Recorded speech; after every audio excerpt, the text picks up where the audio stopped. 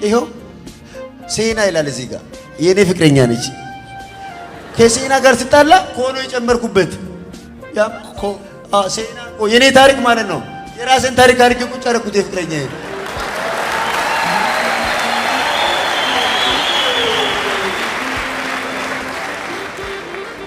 ቆይ በዚህ በቀኝ ደረትክ ላይ ቆይ ታቱ ብቻ ነው ሰው ምንም ታቱ ትግል በልጅነት ይላል። ይኸው እግዚአብሔር ትግል በልጅነት አዎ ጠጥቼ የተነቀስኩት ንቅሳት እዚህ ጋር ምንድን ነው የሚለው? ፈጣሪ እርዳታ ይበልጣል ይላል። ፈጣሪን ሳረሳው ጠጥቼ ነው ግን የተነቀስኩት።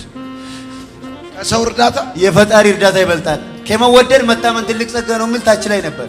ጠፍቶ ነው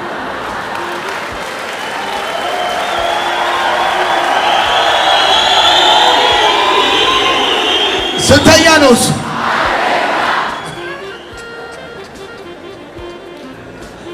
ሴና ፍቅረኛ ነበረች። ፍቅረኛ ነች።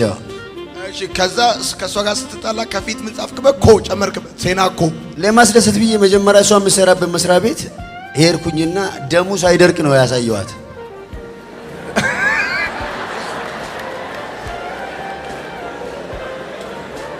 ልታስደስታት በቃ ደስ በላት ብዬ በቃ እየደማ እያለ በሶፍት እንደዚህ እየነካካው ነው እጄ ያሳየው ሰርፕራይዝ ለማድረግ ማለት ነው። ለምወዱት ከራስ በላይ የሚሰጥ ነገር የለም። ስንተኛ ነው? ምን አለች እሷ ገና ደሙ ሳይደርቅ ስታሳያት? በቃ እኔ ምን ነቀሳለሁ ሲሜንት ትነቀሻለች ስላት ትነቀሳለሁ አለች። ከዛስ ተነቀሰች? ምን ትነቀሳለች?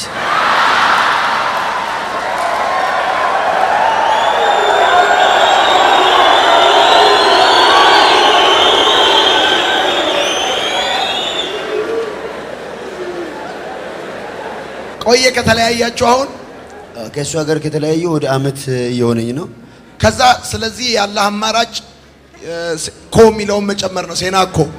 አዎ ለምክንያቱም እንደመሰለው በኦሮምኛ ቃሉ ሴና ማለት ሁለት ትርጉም ነው ያለው። ሴና ጊቡም ማለት ሴና ነው የምትለው። ሴና ማለት ደግሞ ጠንከር ስታደርገው ታሪክ ነው። ያ ማለት ኮ ማለት ደግሞ የኔ ነው የሚገልጸው። ሴና ኮ ካልክ የኔ ታሪክ ነው። ያ ማለት ሌላ የተነቀስኳቸውን ታቶዎችን ሁሉ ይገልጻል ማለት ነው። ያ ሴና ኮ የኔ ታሪክ ነው። በቃ ያን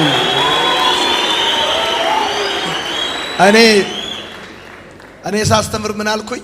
ስለ ንቅሳት ሃና ብሎ ነቀስና አልከኝ። ሃና ብሎ ተነቅሶ እዛኔ አብሮኝ የነበሩ ልጆች አሉና ሃና ብሎ ተነቅሶ እዚህ ጋር ከሃና ጋር ስጣላ ማርያምን ጨምር። ኢቭን እኔ ከሃና ማርያም ነው የመጣሁት። ሰፈር ሃና ማርያም ነው።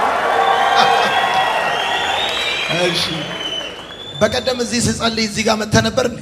አዎ መጥቻለሁ።